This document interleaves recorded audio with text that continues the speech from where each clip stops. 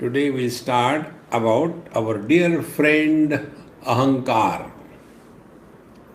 See, this Ahankar is very tricky thing to understand. In the subtle body, see, भूमिरापो नलो वायु खम मनोबुद्धिरेव च अहंकार इति यम्मे भिन्ना प्रकृतिरष्टधा अपरा तु इयम अन्या प्रकृति विद्य में पराम जीवभूता महाबाहो ययेदम धार्यते जगत. So this ahankar falls in the purview of the prakriti, and also we call it that it is antakaran chatushtay, mana buddhi chitta ahankar, and we have to give up the ahankar. So this word ahankar must be understood with what reference it is used. This is one of the most important principles for every student to know, that we have to distinctly and clearly know what is the reference of the topic, what is the reference of the words that are used. If we do not have the proper reference, we will end up in misunderstanding or wrong understanding. So, ahankar is a principle because of which the five elements remain integrated in the form of the body, and the body doesn't get disintegrated till the life is there. After the life departs from the body, then the ahankar is no more functional and doesn't hold the five elements together. They are disintegrated and body goes back to the five elements. So in deep sleep, there is no ego. Normally for ahankar in the local language we call it as ego. So in the deep sleep there is no ego. See? But ahankar is there.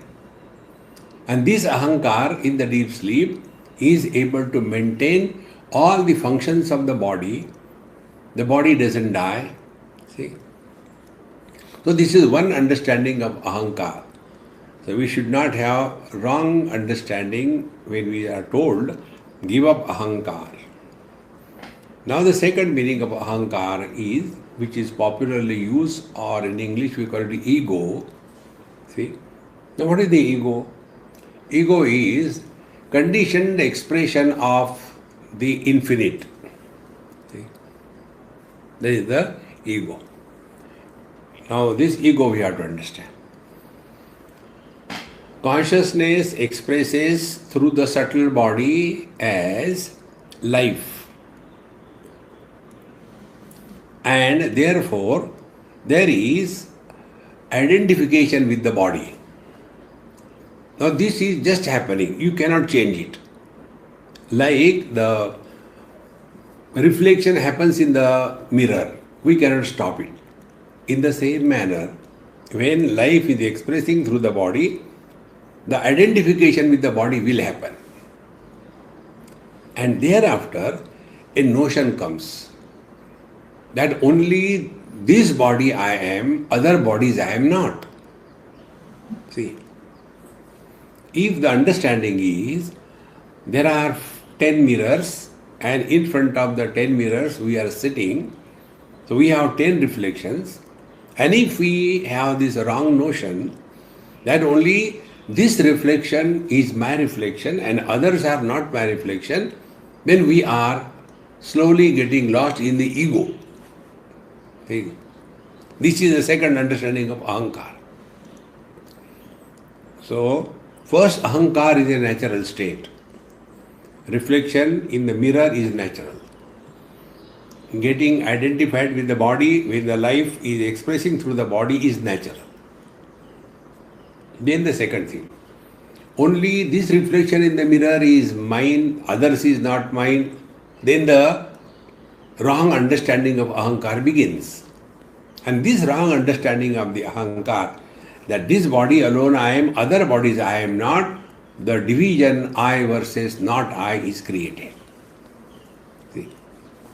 Second understanding of Ahankara. Therefore, getting identified with the body is no problem. But only this body I am, other bodies I am not, problems begin. See? Like electrical energy expressing through the bulbs and tubes. And if there is a notion that only through this bulb whatever light comes, that is my light, other lights are not my lights, then the Ahankara is created. See? So one is the natural state of Ahankara. Second is a limited Ahankara. See? And the third stage is our ego. And what is this ego?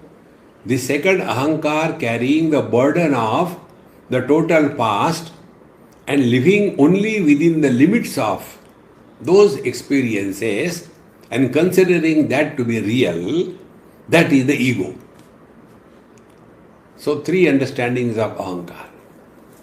One is natural, body identification will happen. Second thing, only this body I am, other bodies I am not. And the third thing, I was here, I was there, I was born, I was growing, I was fat, I am thin, I am rich, I am poor, I am lucky, I am unlucky. See?